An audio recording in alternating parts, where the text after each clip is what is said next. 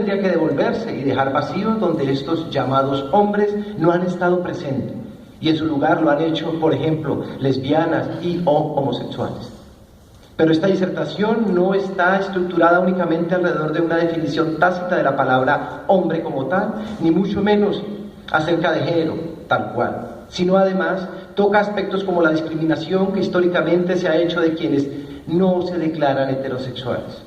Además de lo anterior, se busca evidenciar que una sociedad no solo ha sido construida por heterosexuales, sino que también se debe a todos, a todas y cada una de las contribuciones hechas por las personas cuya identidad sexual, por ejemplo, es diferente al común de la sociedad: lesbianas, gays, bisexuales, transgeneristas y los intersexuales. Independiente o no de su visibilización social, la historia no podrá negar que han estado presentes con sus diferentes aportes y que estos han sido fundamentales a la hora de hacer cualquier tipo de balance en el campo que fuera. Además de adentrarme en mi presentación, me gustaría recordar grandes nombres de mujeres y de hombres que a través de la historia han dejado huella indeleble en cuanto a sus aportes, independiente del campo en que lo hayan hecho. Por ejemplo, Platón, Alejandro Magno, Leonardo da Vinci, Michelangelo, Moctezuma, alcaldes como el alcalde de París, por ejemplo, Bertrand Delon, el alcalde de Berlín, Croix de Bois, en el año 2003, el exalcalde de Nueva York, Rudolph Giuliani, grandes músicos como Peter Ilyich Tchaikovsky, escritores de gran fama mundial como Oscar Wilde, Marcel Proust, Virginia Woolf, Marguerite Yourcenar, Federico García Lorca, Martina Navratilova, Frida Kahlo. Abro comillas: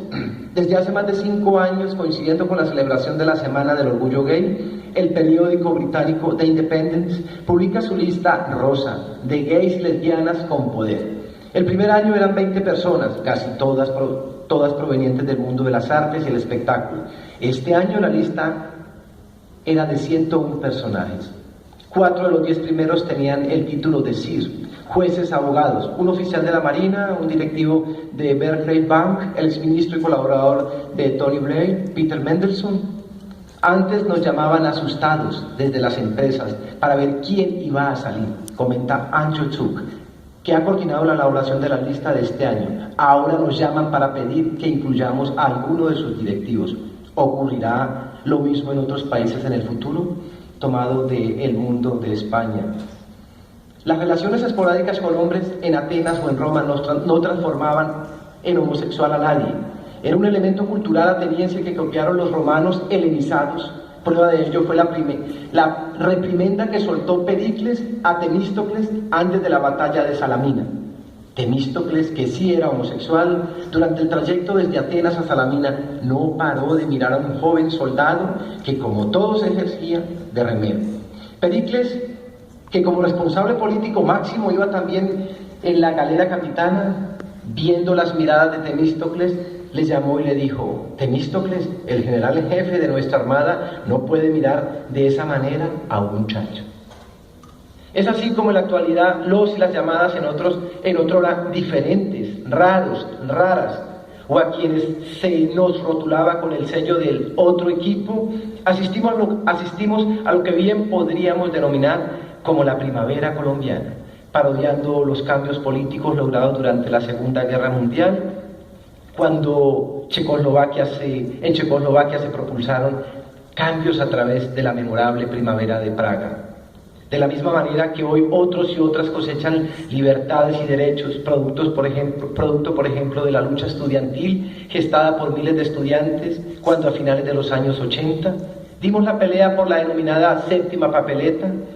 buscando cambiar el derrotero político de un país que no se sabía ni pluricultural, ni pluriétnico, ni menos diverso, sacralizado más bien en credos y posturas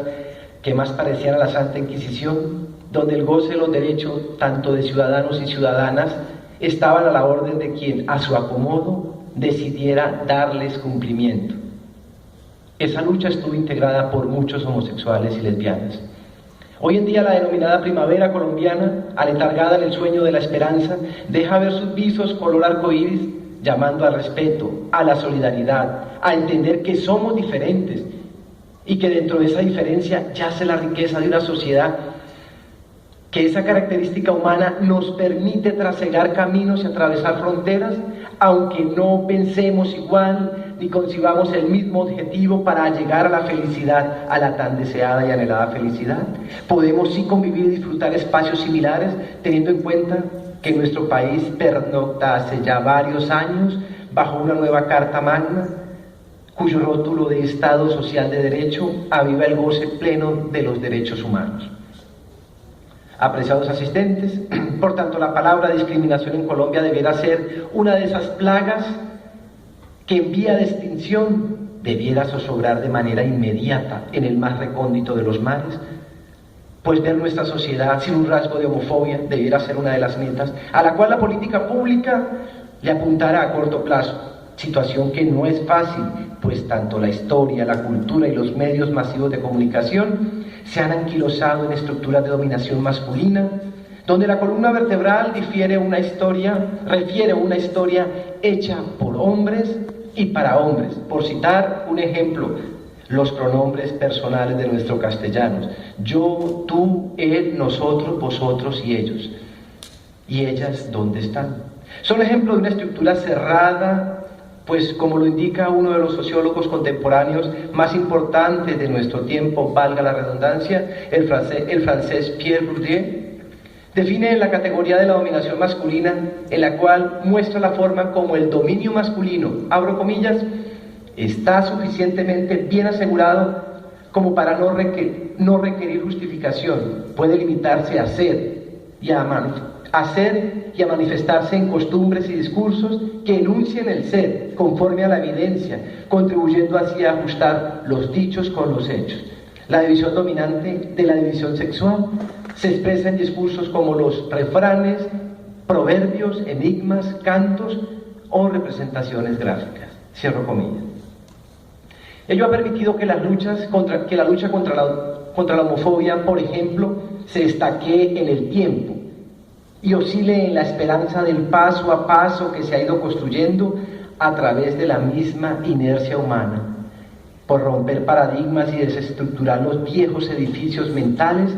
desde donde han salido y siguen saliendo risas, burlas, sornas, señalamientos, agresiones y toda clase de agravios para quienes nos hemos atrevido a afirmar y hasta gritarle a la sociedad que se tiene una identidad sexual diferente al común de las demás, pero que ello a su vez no les hace ni nos hace personas con menos valor y sí con los mismos derechos. Hoy en día ya somos cientos y miles que gritamos y que exigimos que se hagan efectivas las políticas contra la discriminación, producto de una tendencia u orientación sexual, por ejemplo. Pero ese cambio debe continuar su devenir interior, donde cada uno de nosotros exulte con voz de hierro y con la fuerza que da el amor por la vida misma, y tal como lo afirmó alguna vez el inmortal Julio Cortázar: seguimos estaqueados en la mitad del patio, luchando por la causa mía, tuya, de él o de ella, de todos y de todas. Pues la sociedad no está compuesta por personas de un solo género, sino que es el compendio pluriverso, amalgama que se convierte en la savia que irriga las arterias de la civilidad, el entendimiento, pero sobre todo el respeto y la tolerancia por la diferencia. La coyuntura es ahora, el tiempo llegó y el plazo invita a saldar la deuda que tanto la historia, la cultura y la religión nos ha negado, en cabeza especialmente de los dominados, de hombres que han dirigido al mundo bajo la misma dirección y bajo los mismos parámetros. La lucha por desacralizar la vergüenza social de ser y sentirnos diferentes, y lo que es peor, de concebirnos felices desde una orilla diferente, está en apogeo. El tiempo de cegar nuestros derechos y perpetuarlos es ahora, sin importar si caminamos en hombros de gigantes o somos artífices de nuestras propias luchas. Animémonos y alimentémoslas, por ejemplo, de quienes en otros lugares o en nuestra misma sociedad han tenido el dulce cinismo de arrebatar sus derechos y se han convertido en constructores de paz desde sus nobles propósitos humanos. La población LGBTI es una realidad imposible de negar, Impulsamos el desarrollo social a gran escala sin importar si se está en el llamado closet o se ha salido de este armatoste, incómodo por cierto. Somos una fuerza social que no ahora, sino desde siempre hemos protagonizado capítulos inmemorables en muchos campos del saber y del hacer en la sociedad. Pero solo o solas el camino se hace más difícil de caminar. Por ello necesitamos de gobernantes comprometidos, de políticas públicas que se conviertan en nuestros faros para que la lucha, las batallas que desde lo jurídico, lo económico, lo social, lo deportivo y por qué no desde lo religioso se puedan continuar dando en pro de una sociedad más justa y más equitativa, donde ninguno ni ninguna de sus ciudadanos y ciudadanas sientan el mínimo rasgo de discriminación en ningún aspecto de sus vidas, y menos porque se tiene una opción de vida distinta desde lo sexual a los demás. Muchísimas gracias.